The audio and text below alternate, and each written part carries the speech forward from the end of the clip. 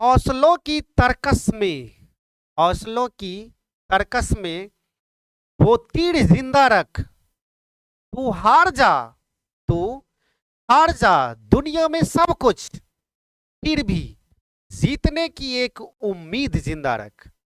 जी हाँ मेरे प्यारे बच्चों, तो आप लोग कैसे हैं? आशा करते हैं बिल्कुल मस्त हैं, पढ़ाई में एकदम लीन होंगे। तो आज आप लोगों के लिए लाए हैं बेसिक मैथ, ठीक है, जो आप लोगों के लिए बहुत ही खास होने वाला है आज का यह वीडियो। तो एकदम लगे रहिए, बने रहिए और मस्ती के साथ पढ़ाई करते रहिए, ठीक है। चलिए तो हम लोग देखते हैं आज के क्लास में हम लोग क्या पढ़ेंगे, ठीक है। तो हम लोग आज पढ़ने वाले हैं यही प्राकृतिक संख्या, पूर्ण संख्या, पूर्णांक संख्या, अभाज्य संख्या, जुड़वा अभाज्य संख्या, सह अभाज्य संख्या, भाज्य संख्या, परमेय संख्या, अपरमेय संख्या, सम विषम संख्या। इन सारी संख्याओं को आज हम लोग बारीकी से देखेंगे, ठीक है। तो पहले हम लोग देखते हैं कि प्राकृतिक संख्या किसे किसे कहते हैं। नेचुरल नंबर को सबसे पहले आज हम लोग पढ़ेंगे, ठीक है। तो नेचुरल नंबर कहते किसे बाबू? गिनती की संख्या जो होती है, गिनती की सभी संख्या को क्या कहते हैं? गिनती की संख्या को, गिनती की संख्या को क्या कहते हैं? प्राकृतिक संख्या। गिनती की संख्या 1 2 3 4 5 डैश डैश डैश, ये आपको अनंत तक हो सकते हैं, ठीक है। गिनती की संख्या को क्या कहते हैं? प्राकृतिक संख्या कहते हैं, नेचुरल नंबर कहते हैं, ठीक है। आप लोगों ने स्कूल में पढ़ा होगा, जब गिनती किया होगा तो आप लोग 0 से नहीं शुरू करके बल्कि 1 से शुरू किए होंगे। 1 से लेकर के अनंत तक जितनी भी संख्याएं आपको मालूम है वो सारे के सारे संख्याएं गिनती की संख्या है, ठीक है। और वो संख्याएं प्राकृतिक संख्या है, समझ गए? प्राकृतिक संख्या किसे कहते हैं? तो गिनती की सभी संख्या को प्राकृतिक संख्या कहते हैं, ठीक है। चलिए आगे हम लोग देखते हैं। अगला प्रश्न है पूर्ण संख्या। अगला कह रहा है पूर्ण संख्या किसे कहते हैं। तो देखो पूर्ण संख्या किसे कहते हैं, तो गिनती की संख्या में, सॉरी गिनती की संख्या में, याद रखना है, गिनती की संख्या में, गिनती की संख्या में शून्य को शामिल कर लेने पर, शून्य को शामिल कर लेने पर, इसको शामिल कर लेने पर जो संख्या बनती है वो पूर्ण संख्या कहलाती है। जैसे गिनती की संख्या 1 2 3 4 5 6 7 डैश डैश डैश, ये आपको इन्फिनिट तक होते हैं, अनंत तक होते हैं।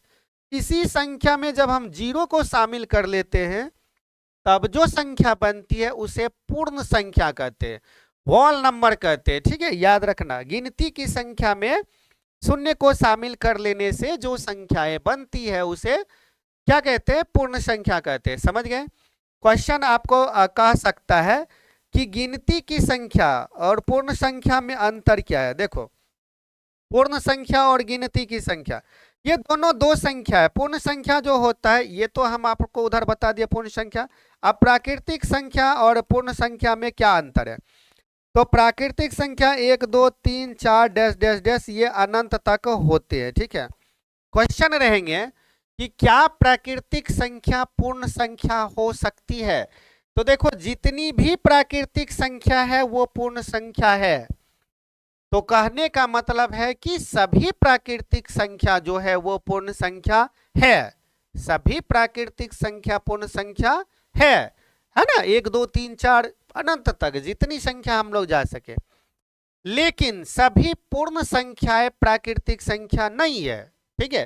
क्योंकि देखो याद रखना, ये 0 जब इसमें घुस जाते हैं, यहां पर एक 0 आ गए तो पूर्ण संख्या में 0 है, जबकि प्राकृतिक संख्या में 0 नहीं है।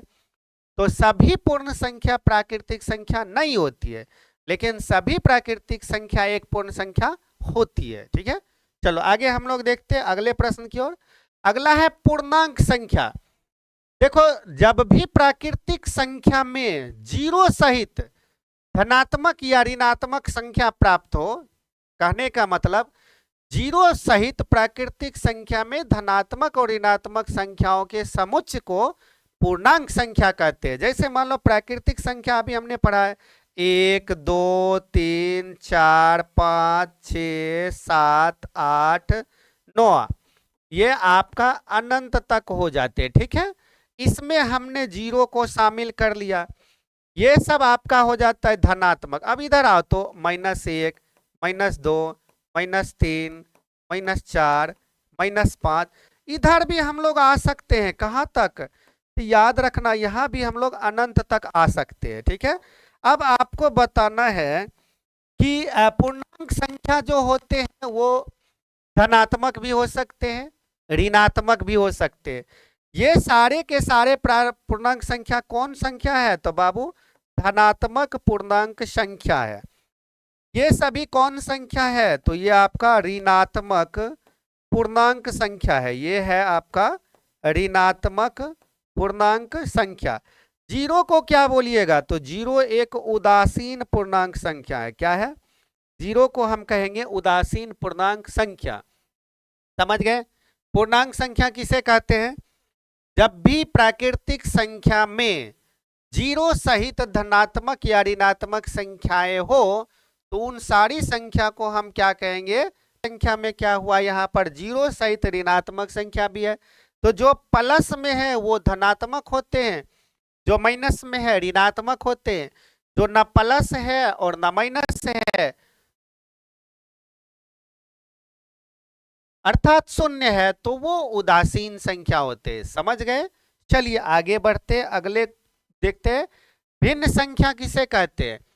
तो मेरे प्यारे बच्चों भिन्न तो आपको पता ही है, जिसे हम अंश या हर के रूप में लिख सकते हैं। अंश या हर मतलब जिसे हम p/q के रूप में बदल सकते हैं।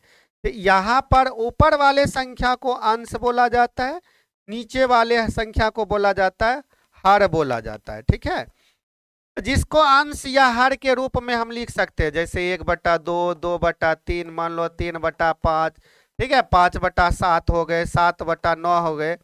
ये सारे के सारे जो हैं भिन्न संख्या है, जिसे हम लोग अनुपात में बदल सकते हैं, जिसे p/q के रूप में लिख सकते हैं। ठीक है, जिसे अंश हर के रूप में लिख सकते हैं, वो सभी के सभी क्या कहलाता है? भिन्न संख्या कहलाता है। ठीक है, एकदम याद रखना, इसे हम लोग भिन्न संख्या या फ्रैक्शन नंबर कहते हैं। ठीक है, ये दिक्कत नहीं होना चाहिए, भिन्न संख्या लगभग सभी बच्चे को पता होंगे। आगे हम लोग देखते हैं अभाज्य संख्या, इसी को रूढ़ संख्या भी कहते हैं। ठीक है, अभाज्य संख्या या रूढ़ संख्या, ठीक है, इसी को हम लोग प्राइम नंबर भी कहते हैं। अभाज्य संख्या जो होता है, इसको ऐसे परिभाषा दे सकते हैं, वह संख्या जो एक और स्वयं को छोड़ करके किसी दूसरी संख्या से विभाज्य ना हो, वो कहलाता है आपका अभाज्य संख्या। ठीक है, अभाज्य संख्या देखो, सबसे छोटी अभाज्य संख्या 2 होता है, फिर 3 हो गया, 5 हो गए, 6 नहीं होंगे, 7 हो जाएंगे, 8 भी नहीं होंगे, 9 भी नहीं होंगे, 11 हो जाएंगे, 12 नहीं होंगे, 13 हो जाएंगे, 14 नहीं होंगे, 15 भी नहीं होंगे, 16 भी नहीं होंगे, 17 हो जाएंगे। अब देखो आप इसको तोड़िए तो इसका गुणनखंड क्या निकलेगा? 1 और 2, यानी 2 को जब हम तोड़ते हैं तो हमें क्या निकलता है? 2 एकम 2 ना, यही ना निकला। ठीक है, यही निकला, तो यानी 2 का गुणनखंड हमें क्या निकला? 2 और 1 निकला, यानी 2 ही संख्या निकला। एक वो संख्या निकला जो खुद है और दूसरा क्या निकला? 1। अभाज्य संख्या वही होता है जो एक और स्वयं को छोड़ करके किसी दूसरी संख्या से विभाज्य ना हो, उसे हम क्या कहते हैं? अभाज्य संख्या कहते हैं। 3 का भी देखो बाबू क्या होते हैं? 3 और 1 ही होंगे। 5 का भी 5 और 1 ही होंगे। 7 का भी 7 और 1 ही होंगे। 11 का 11 और 1 ही होंगे। 13 का जो होगा 13 और 1 ही होंगे। 17 का जो होंगे 17 और 1 ही होंगे। तो ये सभी के सभी संख्या, और भी बहुत ज्यादा संख्या होता है, ये सभी वह संख्या जो एक और स्वयं के अलावा किसी दूसरी संख्या से विभाज्य ना हो, उसको हम लोग प्राइम नंबर्स कहते हैं। ठीक है, समझ गए? क्या कहते हैं बाबू? Prime number. अब आपको क्वेश्चन इसमें पूछा कैसे जाता है उसको समझो। पूछ देगा कि सबसे छोटी अभाज्य संख्या कौन है? याद रखना, देखो सबसे छोटी पूछा जाए, सबसे छोटी अभाज्य संख्या, अभाज्य संख्या, तो सबसे छोटी अभाज्य संख्या वो आपका 2 हो जाएंगे। सबसे छोटी अभाज्य संख्या 2। ठीक है, उसके बाद पूछा जाएगा कि कितने, पूछा जाएगा कितने सम अभाज्य संख्या है, कितने कि ये बहुत बार क्वेश्चन पूछा गया है, कंपटीशनल एग्जाम में भी पूछे जाते हैं कि कितने अभाज्य संख्या सम संख्या है, कितने अभाज्य सम संख्या है, सम संख्या है। तो कितने अभाज्य संख्या सम है, तो देखो 1 2 के अलावा जो है इसमें कोई भी सम संख्या नहीं है, इसलिए इसका आंसर 1 हो जाएगा। एक ही संख्या है जो 2, ठीक है, 2 ही वो संख्या है जो सम संख्या है। तो सम संख्या की संख्या कितनी है, तो 1 है, ठीक है। कितने अभाज्य सम संख्या है, तो 1 है, ठीक है। अब पूछ देगा कि इसी में अभाज्य सम संख्या है, अभाज्य सम संख्या, सम संख्या है।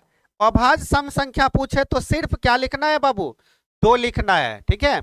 अभाज्य सम संख्या पूछे तो 2 लिखना है। कितने अभाज्य सम संख्या है, तो 1 लिखना है, ठीक है, याद रखना है। चलो ये सब बढ़िया से एकदम देखते चलो। आगे हम लोग देखते हैं, आगे है भाज्य संख्या, या इसको हम लोग यौगिक संख्या कहते हैं। देखो देखो भाज्य संख्या किसे कहते हैं, वह संख्या जिसके 2 से ज्यादा गुणनखंड है, वो संख्या जिसके 2 से ज्यादा गुणनखंड है।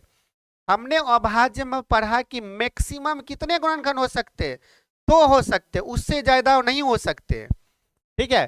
तो जिसमें 2 गुणनखंड से ज्यादा गुणनखंड हो वो सब भाज्य संख्या होते हैं, ठीक है। क्या होते हैं बाबू, भाज्य संख्या।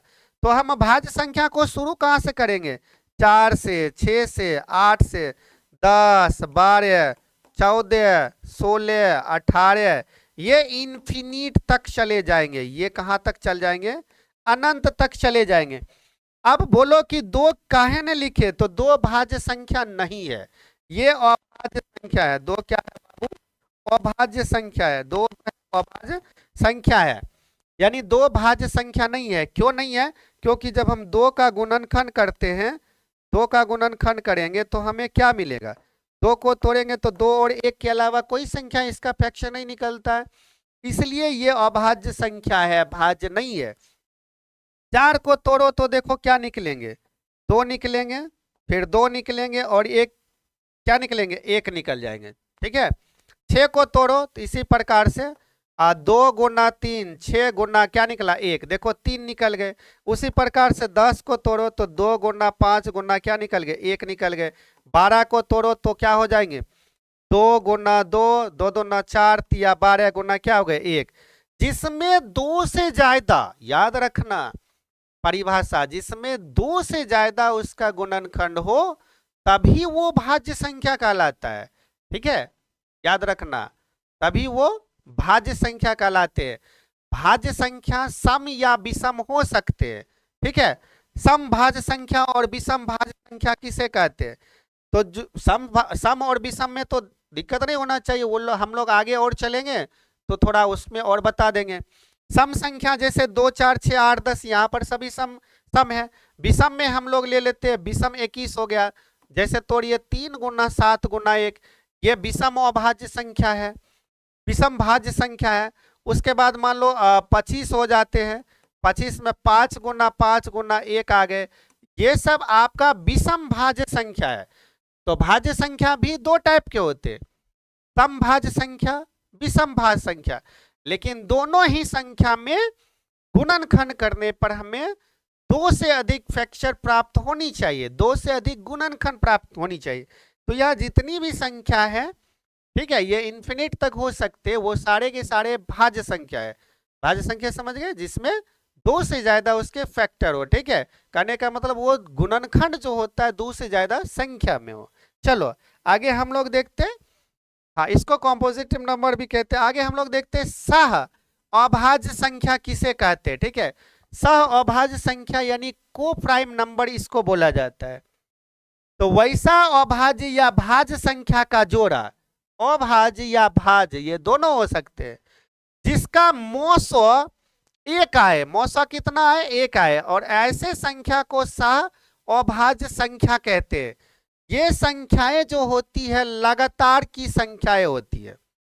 देखो हम लोग नंबर से समझते हैं, जैसे यहाँ मान लो 2 3 उदाहरण दिया गया है, 2 और 3 ये दोनों क्या है, सह अभाज्य संख्या है, ठीक है। क्योंकि इसका हम लोग HCF करेंगे, महत्तम निकालेंगे तो 1 निकलेगा। 2 एकम क्या हो जाते बाबू, 2 हो जाते, 2 एकम 2, 1 बच गया। चलो 2 को लाओ तो 1 2 2 हो जाता है, कट गए। तो HCF इसका क्या निकल गए, 1 निकल गए। तो यानी जिन भाज्य अभाज्य संख्या का मोस्व 1 निकले वो सब होते हैं सह अभाज्य संख्या, ठीक है। जैसे मान लो दूसरा हम संख्या ले लेते हैं, 23 24 हो गए। कोई भी संख्या लगातार संख्या होनी चाहिए, ठीक है। जैसे जरूरी नहीं है लगातार संख्या, लेकिन ज्यादातर ये संख्याएं लगातार ही होते हैं। जैसे 25 28 ले लीजिए, ठीक है। इस टाइप की संख्या भी वो आपका मौसा, यानी कहने का मतलब एक भाज्य दूसरा अभाज्य होनी चाहिए। तो इस टाइप के जो संख्या निकलते हैं वो आपका सह अभाज्य होता है। इसका भी देखो आप लोग करके देख सकते हो, 23 24 है, 23 एकम क्या हो जाएंगे बाबू, 23 हो जाएंगे, 1 बच गया। चलो 23 आ गए तो इसको आप लोग लगाइएगा तो 23 बार में ये कट जाते हैं ना। तो देखो इसका भी क्या होता है, मौसो जो होता है आपको 1 ही निकलेगा, ठीक है। मौसो आपका 1 ही निकल जाएंगे। तो इस टाइप से आपको समझ लेना है, वो सारे संख्या जिनका मौसो 1 होता है वो सब क्या कहलाता है, को प्राइम नंबर्स कहलाते हैं, ठीक है। सह अभाज्य संख्या कहते हैं। आगे देखो, जुड़वा अभाज्य संख्या पूछा जाना है, यानी ट्विन प्राइम नंबर किसे कहते हैं।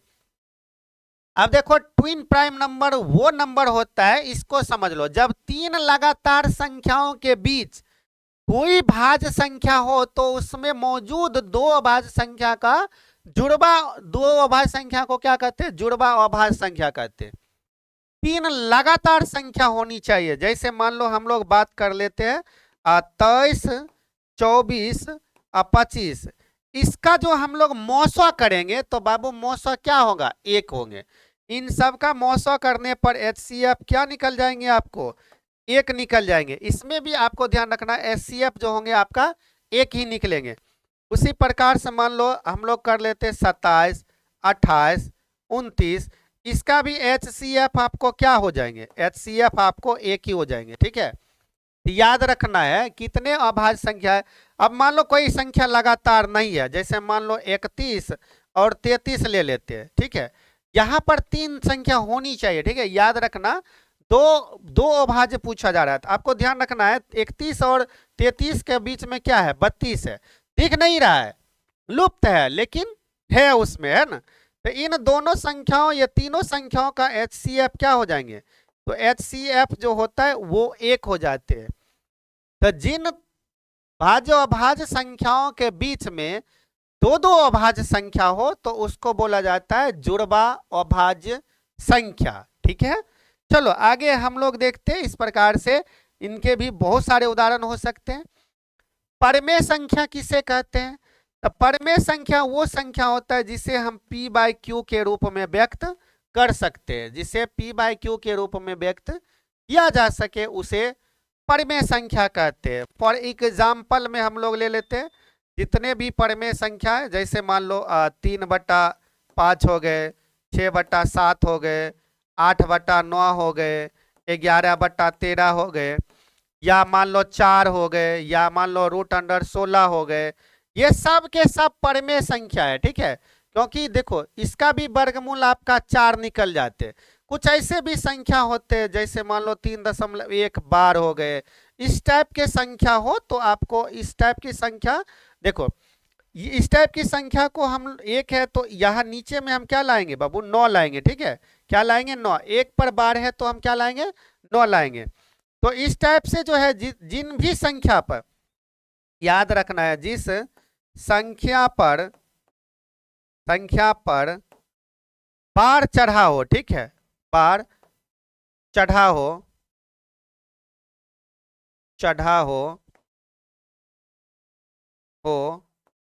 उसे भी परमेय संख्या ही कहेंगे, परमेय संख्या कहते हैं, ठीक है। इसको भी ध्यान रखना। जैसे मान लो कोई संख्या, जैसे मान लो यहाँ पर आपको 0.5 बार दे दिया, ये परमेय संख्या है, याद रखना है। देखो इसको जब तोड़ते हैं तो 0.5 अगर मान लो हमने इसको तोड़ा, बार हटाया तो क्या हुआ, 5 बटा कितना हो जाएंगे, नीचे में क्या आ जाएंगे, 9 आ जाएंगे। ठीक है, यानी ये सब जो होंगे इस टाइप के संख्या वो भी आपका क्या कहलाएंगे, परमेय संख्या कहलाएंगे। बार वाला संख्या परमेय संख्या, कोई संख्या रूट में है यानी वर्गमूल में है, पूरा पूरा वर्गमूल निकल रहा है तो वो भी आपके परमेय संख्या हो जाएंगे। ठीक है, कोई संख्या भिन्न में है, अंश कम है, हर ज्यादा है, तो वो भी आपका परमेय संख्या हो जाएंगे। ठीक है, चलो याद रखना ये सब संख्या को। आगे हम लोग देखते हैं अपरमेय संख्या, तो जिसे इसमें याद रखना, इसमें जो होता है ना क्यू नॉट जीरो होता है। ठीक है, कहने का मतलब क्यू जीरो नहीं होनी चाहिए। अब होगा भी कैसे, जैसे 4 है तो नीचे तो स्वतः 1 आते हैं, 6 तो नीचे तो स्वतः 1 रहते हैं। ठीक है, जैसे हमने यहाँ 4 लिया तो नीचे तो 1 स्वतः है, तो क्यों जीरो यहाँ पर नहीं है, इसलिए वो परमेय संख्या है। ठीक है, आगे हम लोग देखते हैं अपरमेय संख्या।